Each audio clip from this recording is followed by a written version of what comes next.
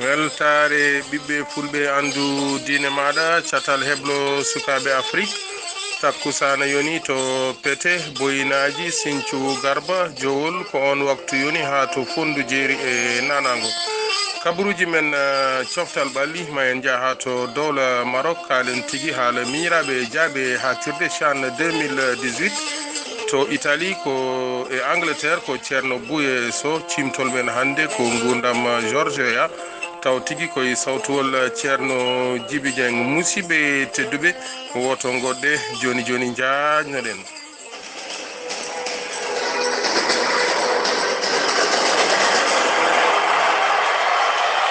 jam ñalle moon musidɓe tedduɓe mawde ɗiɗi colte ujunnaji ɗiɗi e sappo e jeetati no mbirunoɗen e gardidi kabaruji men ma en puɗɗoro tigui CHAN 2018 fetti to Casablanca ñande capanɗe tati e goo silo miñiraɓe jaaɓe hatirde ko Maroc fottuno e Libye caggal nde ɓe mbaddi ɗekki gotel e gotel e nder waktu ɓeydaɗo woni prolongation Ayoub El Kaabi biter ɓurɗo gardude e oɗo championnat ko kanko tigui loggi ɗiɗi Maroc ko kañum fooli ngal ɗo pottital loggi tati e gotel caggal ɗum to stade mo Marrakech Nigéria fottino e dowla Soudan ko Nigéria fooli loggel gotel e ndiga ñande nayyi colte woni jaaɓe hatirde ko Maroc jogori jaɓɓade Nigéria sen gummima to dowla Maroc kalen tigui haala Ligue 1 mo française taw tigui ko 24e journée hande to stade mo Vélodrome ma Marseille jabbo Metz jamdi sappo e jeenayyi pawɗi hojomaji capanɗe nayyi e joyyi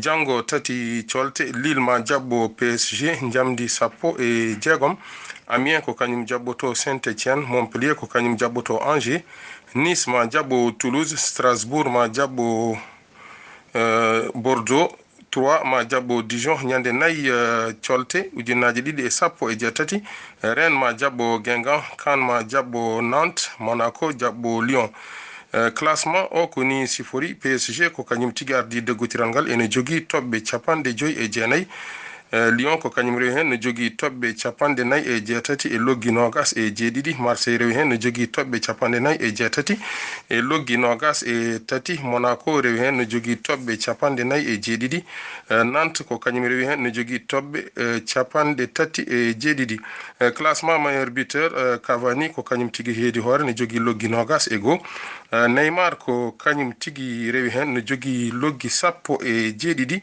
Fekir ene jogui loggi sappo e jeegom sen gummima to dowla France payen ha to dowla Espagne puɗɗortoɗen noon ko demi final aller kawguel kananke mo dowla Espagne woni coupe du roi ñande goo colte woni hanki FC Barcelone fottino tigui FC Valence ko Barcelone fooli loggel gotel e ndiga demi final retour ko ñande jeeɗiɗi FC Séville jogori jaɓɓade Leganés ñande jeetati FC Valence ma jabbo FC Barcelone payen e pottite 22e journée taw tigui koye Liga mo Espagne hande sanga jamdi nogas ma Real Sociedad jabbo Deportivo La Corogne janggo tati colte Eibar ma jabbo Séville sanga jamdi sappo e ɗiɗi Real Betis ma jabbo Villarreal Deportivo Alaves ma jabbo Celta Vigo Levante ma jabbo Real Madrid ñande nayyi colte ujunnaji ɗiɗi e sappo e jeetati Getafe ma jabbo Leganés Espagnol ma jabbo Barcelone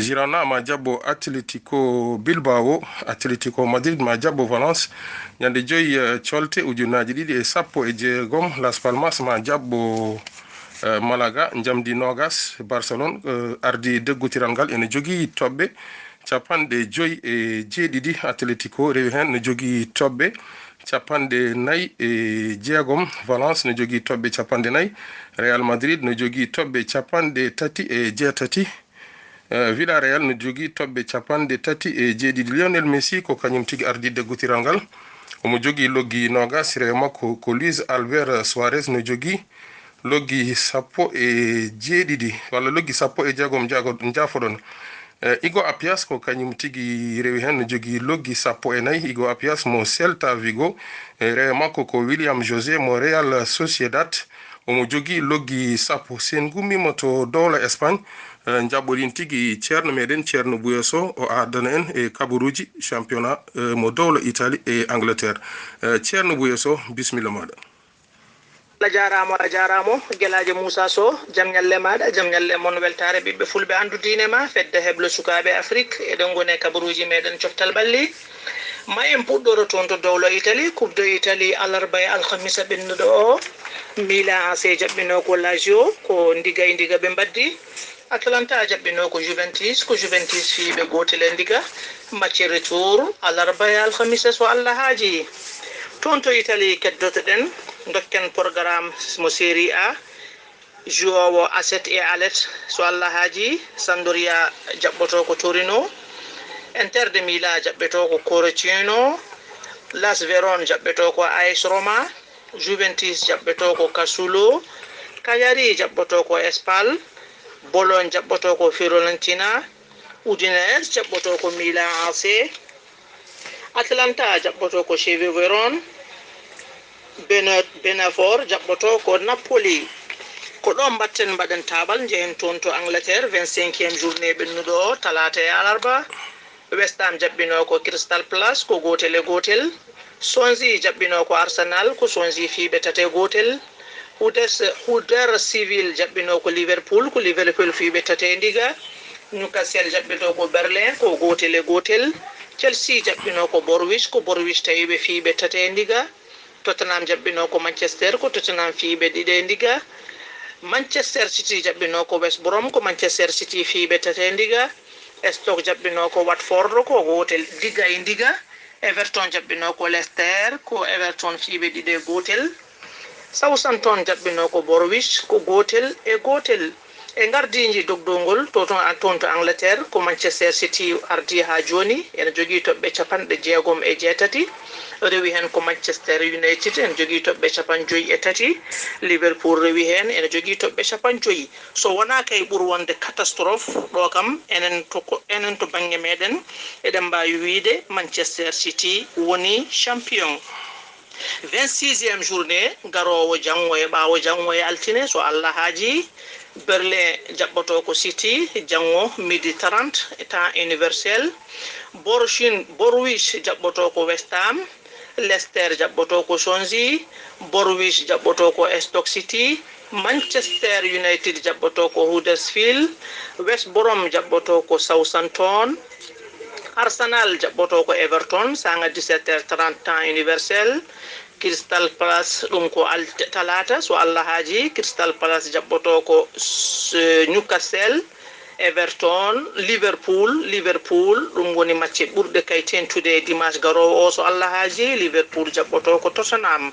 ko ɗum no wonno ko joguinoɗen kabaruji meɗen coftal balli gelajo Moussa Sow à vous l'antenne. Allah jarama ceerno Bouya Sow sen gummima to Italie e Angleterre jehen tigi ha to dowla Allemagne puɗɗortoɗen noon ko transfert Pierre-Emerick Aubameyang ma won balɗe e bandum ko ɗum ñohe tabiti tigi Pierre-Emerick Aubameyang pettomo dowla Gabon ummima Borussia Dortmund faade tigi Arsenal to dowla Angleterre.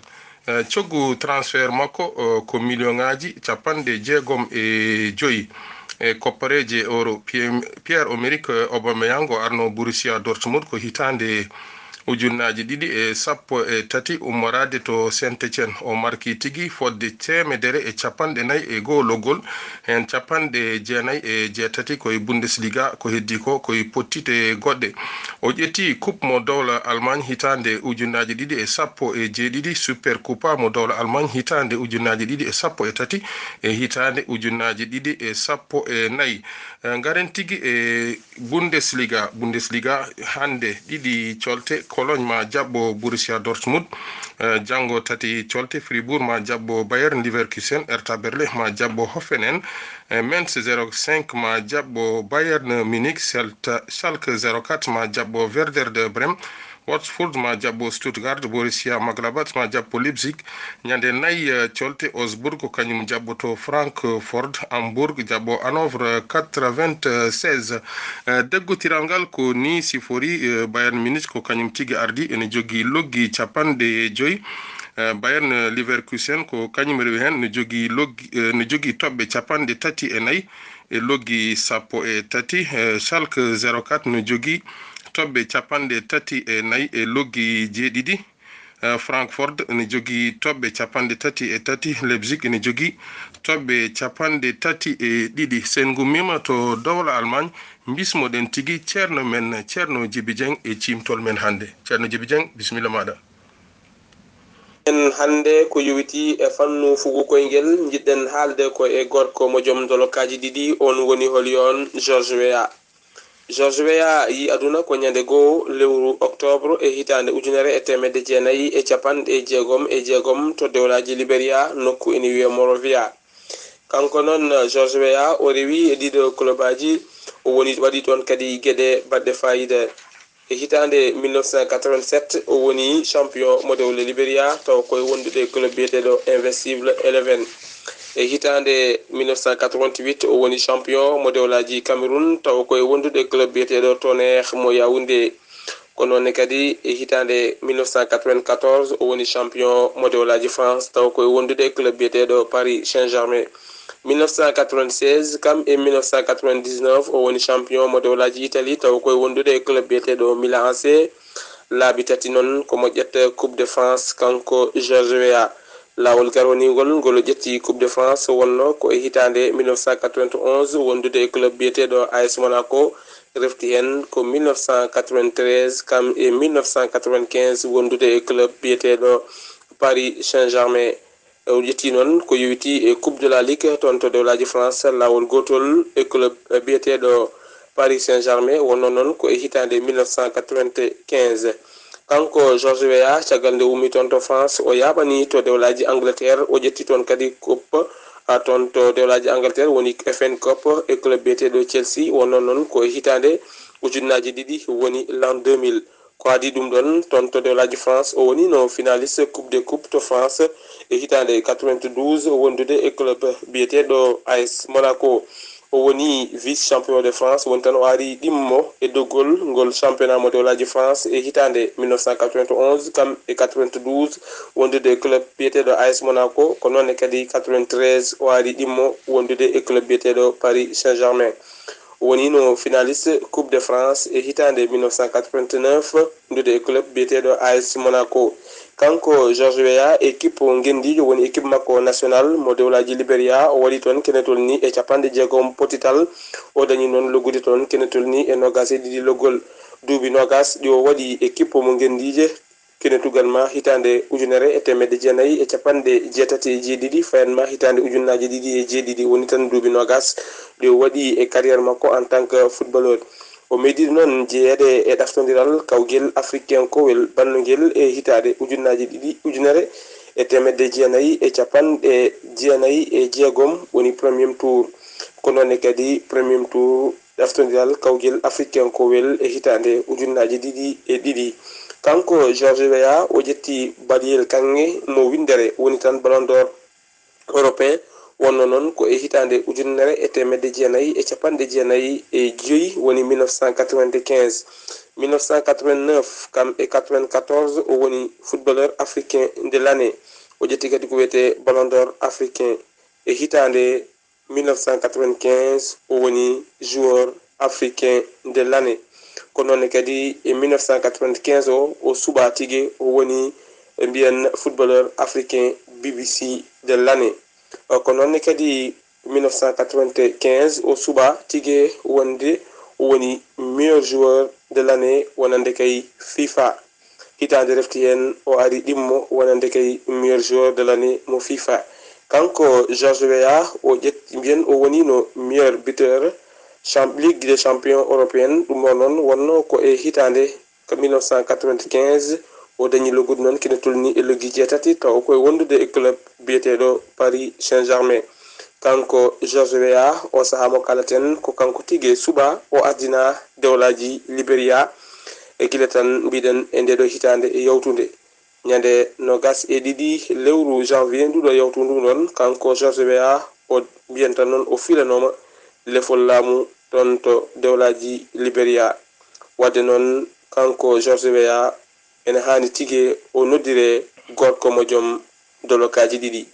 Musidɓe tedduɓe hettiɓe heeɗiɓe cimtol men gongol wonata ko yontere fande soko geno haaji. Allah jarama ceerno Djiby Dieng yo jogoro jaam gorko joom dolokaji ɗiɗi. Kabaruji men coftal balli ko ɗum woni ko tonguno ɗen i huufi haalirde ko giɗo moɗon musidɗo moɗon guelajo so to dowla Allemagne ko guelajo so to dowla Italie Angleterre ko ceerno Bouye so kabaruji men cimtol ko ceerno Djiby Dieng. Musidɓe tedduɓe yo Allah rokku en hirde jaam. Allah jarama on jarama.